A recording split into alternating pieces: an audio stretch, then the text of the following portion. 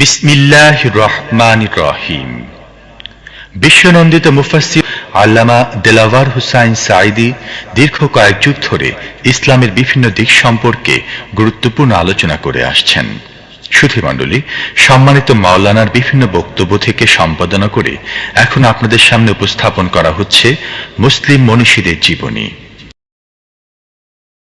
প্রথমেই শুনব হযরত আব্দুল্লাহ বিন মুবারক রাহমাতুল্লাহ আলাইহির সাথে জনৈক মহিলার আল কোরআনের ভাষায় কথোপকথন, যার মাধ্যমে কোরআনের উপর তৎকালীন মহিলাদের কতটুকু দখল ছিল তার প্রতিফলন ঘটে। কোরআনে কারীমকে তারা এত ভালোবাসতেন, কোরআনে কারীমকে এত সম্মান তারা দিতেন, এত মর্যাদা দিতেন, কোরআন দিয়ে কথা বলার মতো তারা ক্ষমতা অর্জন করেছিলেন। জোরে কোন সুবহানাল্লাহ। হযরত আব্দুল্লাহ বিন মুবারক রাহমাতুল্লাহ আলাইহি জবরদস্ত মুহাদ্দিস, তার আমলের অনেক বড় আলেম। হজ করতে এসেছেন, হজের কাজ সমাপন করে যখন তিনি রওনা করেছেন, দেখেন কোন মানুষজন নাই। কাবার চত্বরে একটা মহিলা চাদর মুড়ি দিয়ে শুয়ে আছেন। উনি মনে করলেন বুঝিবা লোকটা মরা কি জিন্দা, বোঝার জন্য কাছে গিয়ে সালাম দিলেন, আসসালামু আলাইকুম। সালামের জবাব ওয়ালাইকুম আসসালাম না হয়ে চাদরের ভিতর থেকে জবাব এলো, সালামুন কাওলাম মির রাব্বির রহিম। পরম করুণাময় পরওয়ারদিগারের পক্ষ থেকে তোমার প্রতি শান্তি কথিত হোক। মুহাদ্দিস সাহেব প্রশ্ন করলেন, মা, হজ করতে এসে লোকেরা তো সব চলে গেছে, আপনি এখানে একাকী পড়ে আছেন কেন? তিনি জবাবে কোরআনে কারীম থেকে বললেন,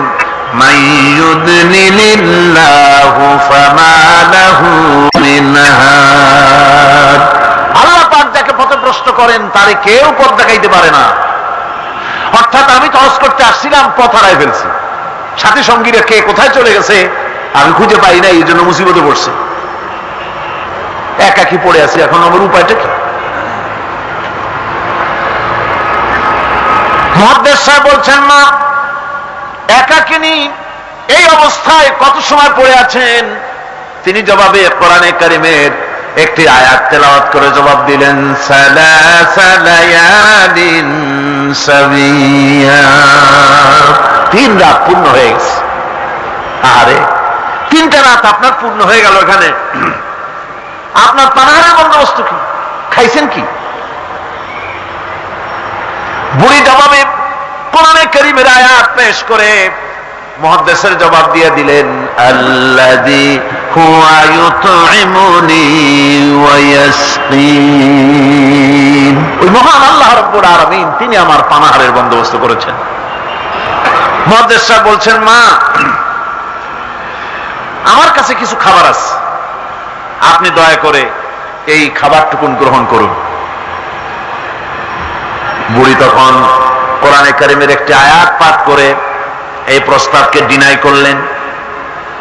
বুড়ি বললেন, সুম্মা আতিম্মুস সিয়ামা ইলাল লাইল।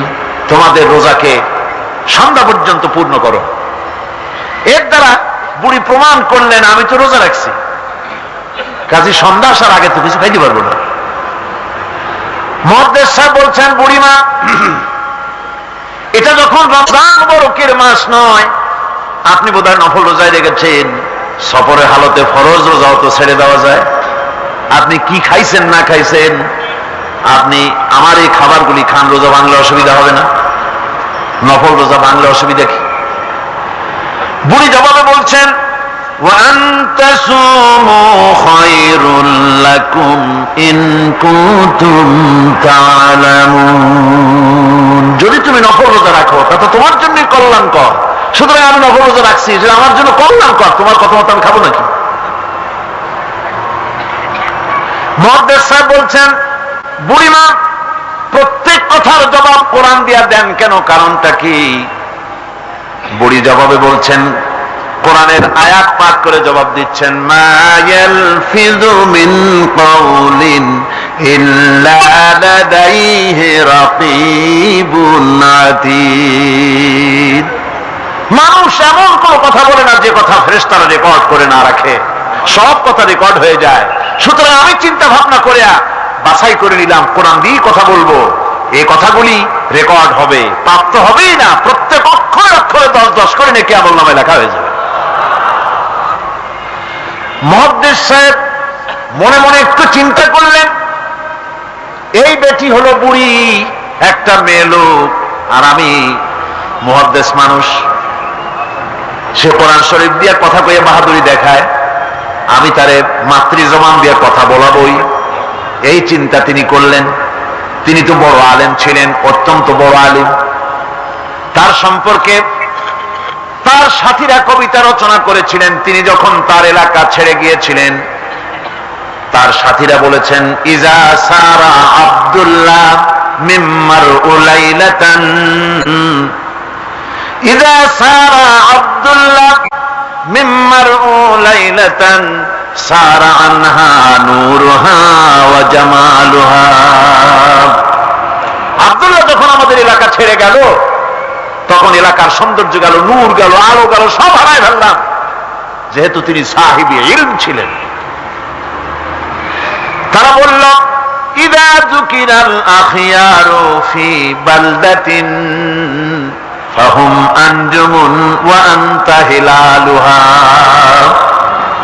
আমরা যখন আমাদের বন্ধুদের মধ্যে আলোচনা করি, তখন আমাদের বন্ধুরা আর যত বড় বড় আলেম আছে, তারা যদি তারকা হয়, তাহলে আব্দুল্লাহ তুমি তো সেই তারকা রাজির মধ্যে চাঁদের মতো। এরকম বড় আলেম ছিলেন হযরত আব্দুল্লাহ বিন মুবারক। তিনি চিন্তা করলেন, এই বুড়ি, দেখি তারে দিয়া তার মাতৃ জবানে কথা পাওয়া যায় নাকি। তিনি জিজ্ঞেস করলেন, আচ্ছা বুড়িমা, বাড়ি কই? ওনার চিন্তা, বাড়ি ওই কোরআন শরীফের মধ্যে তো খাগড়াছড়ি ফটিকছড়ি নাই, গ্রামের নাম তো নাই, ধরা যায় নাকি। তিনি যখন বাড়ির প্রশ্ন করলেন, বুড়ি তখন কোরআনে কারীমের আয়াত তেলাওয়াত করে বাড়ির জবাব দিয়ে দিলেন, সুবহানাল্লাযী আসরা বিআবদিহি লাইলাম মিনাল মাসজিদিল হারামি ইলাল মাসজিদিল আকসা। পবিত্র মহান সত্তা, দোষ ত্রুটি অক্ষমতা দুর্বলতা থেকে মুক্ত সেই মহান সত্তা, যিনি তার বান্দাকে ইসরা করিয়েছেন মসজিদে হারাম থেকে মসজিদে আকসা পর্যন্ত। এর দ্বারা তিনি প্রমাণ করতে চাইলেন, মসজিদে হারামে আসছি হজ করতে, আর মসজিদে আকসার কাছে আমার বাড়ি। মুহাদ্দিস সাহেব না পেরে তিনি তখন চিন্তা করলেন, এমন বিদুষী মহিলা একা একে ফেলে যাওয়া কিছুতেই বুদ্ধিমানের কাম না। তিনি বললেন, মা, আমার কাছে একটা উট আছে, আপনি যদি রাজি হন, উটের পৃষ্ঠে সাওয়ার করে আপনার গন্তব্যে পৌঁছায় দেই। বুড়ি তখন কোরআনে কারীমের একটি আয়াত পাঠ করে সম্মতি প্রদান করলেন। তিনি পড়লেন, ওয়া ইন তাফআলু মিন খায়রিন ইয়ালামুহুল্লাহ। যদি তুমি কোনো ভালো কাজ করো, অবশ্যই আল্লাহ তা জানবেন এবং এর জন্য উত্তম ভাবে আল্লাহ পাক তোমাকে পুরস্কৃত করবেন। তার মানে হলো, পথ হারা মানুষকে পথ দেখানো নিশ্চয়ই ভালো কাজ। তুমি একটা ভালো প্রস্তাব করছো। মুহাদ্দিস সাহেব বললেন, মা, আমার এই উটের উপরে আপনি আরোহণ করুন। বুড়ি উটের উপরে আরোহণ করতে যাচ্ছেন, হঠাৎ লক্ষ্য করে দেখছেন মুহাদ্দিস সাহেব তার দিকে তাকায় আছেন। বুড়ি তখন কোরআনে কারীমের একটি আয়াত তেলাওয়াত করলেন, কুল লিল মুমিনিনা ইয়াগুদ্দু মিন আবসারিহিম। নবী, মুমিন মানুষদেরকে, মুমিন বান্দাদেরকে বলুন, তারা যেন তাদের চক্ষুকে পরনারী থেকে নিম্নগামী করে। বুড়ি এই আয়াত দ্বারা বলতে চাইলেন, মুহাদ্দিস সাহেব, আমি বুড়ি মানুষ, উঠে সাওয়ার হতে গিয়ে না জানি বেসতর্ক হয়ে যেতে পারি, চক্ষুকে নিম্নগামী করেন। সুবহানাল্লাহ। উটের রশি টেনে টেনে যখন তারা পৌঁছে গেলেন, তিনি জিজ্ঞেস করলেন, আপনার কি কোনো ছেলে মেয়ে আছে নাকি? বুড়ি জবাবে বললেন, আল মালু ওয়াল বানুনা জিনাতুল হায়াতুদ দুনিয়া। মাল এবং সন্তান সন্ততি এগুলি হচ্ছে দুনিয়ার সুখ সৌন্দর্য আল্লাহ পাক, এটা আল্লাহর নিয়ামত। তার মানে নিয়ামত থেকে আল্লাহ আমাকে বঞ্চিত করেন নাই। ছেলে মেয়ে আছে। মুহাদ্দিস সাহেব প্রশ্ন করলেন, ছেলে মেয়ে যদি থাকে তাহলে তাদের নাম কি?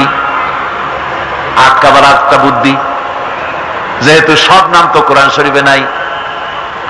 বুড়ি সেকাম আগেই সেরে রেখেছে। বুড়ি কোরআনে কারিমের আয়াত পাঠ করে ছেলেদের নাম বলে দিলেন, ইয়া ইয়াহিয়া খুযিল কিতাবা বিকুওয়া ওয়া কাল্লামাল্লাহু মূসা তাকলীমা ওয়াত্তাখাযাল্লাহু ইব্রাহিমা খলীলা।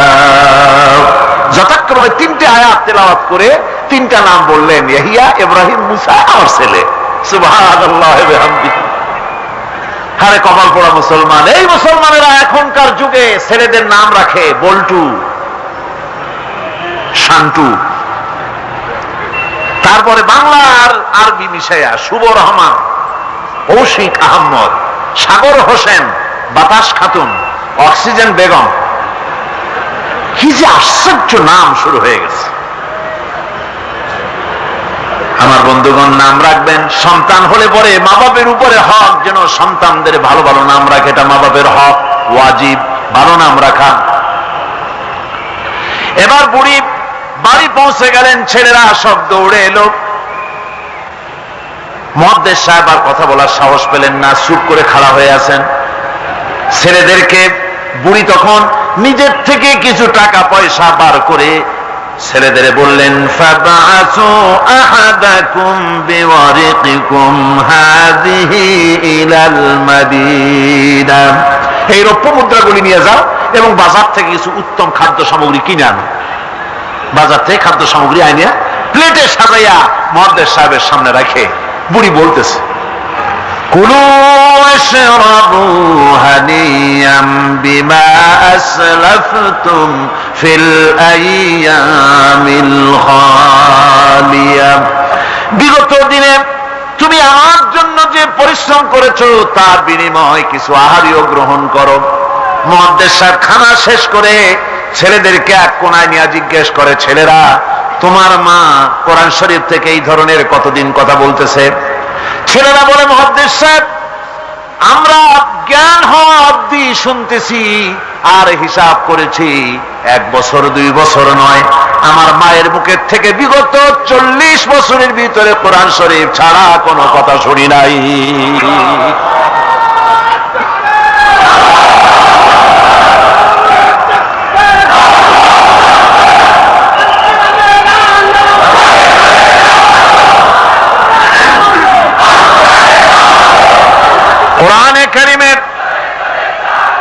কোরআনে কারীমের প্রতি মানুষের, তৎকালীন যুগের মানুষের এই মহব্বত ছিল, এই ভালোবাসা ছিল, এই আকর্ষণ ছিল। কোরআনের প্রতি আকর্ষণ হারায় জাতির কপাল পড়েছে। গানের প্রতি আকর্ষণ বেড়েছে, কোরআনের প্রতি আকর্ষণ নষ্ট হয়েছে। আজকের উপস্থিত জনতার কাছে আলেম ওলামা সহ শিক্ষিত ব্যক্তিবর্গ, নারী পুরুষ যারা এখানে এসেছেন, সকলের কাছে বিনীত ভাবে আরজ করছি, কোরআন পড়ুন, কোরআন পড়ুন। কোরআনের মতো নিয়ামত আর নাই। বেশি করে তেলাওয়াত করুন। ফজরের পরে পাইকারি দরে ঘুমাবেন না। ফজরের নামাজের পর তেলাওয়াত করার অভ্যাস করুন। কোরআন শরীফকে তেলাওয়াত করুন ফজরের নামাজের পর। তাহাজ্জুদের অভ্যাস করুন, তাহাজ্জুদের নামাজ পড়ে কোরআন শরীফ তেলাওয়াত করেন। কোরআন তেলাওয়াত করার মানে হলো আল্লাহ রাব্বুল আলামিনের সঙ্গে কথা বলা। সুবহানাল্লাহ। কোরআন তেলাওয়াত মানে হলো আল্লাহর সঙ্গে কথা বলা, আর হাদিস পড়ার অর্থ হলো নবীজির সঙ্গে কথা বলা। এত বড় নিয়ামত আল্লাহ আমাদের দিলেন, কপাল পোড়া জাতি সেই নিয়ামতকে ভুলে গেছে। কোরআন শরীফ পড়ুন, কোরআন বুঝুন, কোরআন আমল করুন। আল্লাহ রাব্বুল আলামিন ভাগ্য খুলে দেবে, ভাগ্য খুলে দেবেন। দেশে শান্তি আসবে, বরকত আসবে, রহমত আসবে। এই শান্তি, রহমত, বরকত যদি লাভ করতে চায়, কোরআনের কোনো বিকল্প নাই। সকলকে দাওয়াত দেই, সব মানুষ আজকে যত লোক এসেছেন সকলকে আল্লাহ পাক কোরআন সহি করে তেলাওয়াত করার তৌফিক আল্লাহ পাক আমাদেরকে দান করুন। কোরআন শরীফ সহিভাবে বোঝার তৌফিক আমাদের দিন, কোরআন অনুযায়ী জীবন চালাবার তৌফিক আল্লাহ পাক আমাদের দান করুন।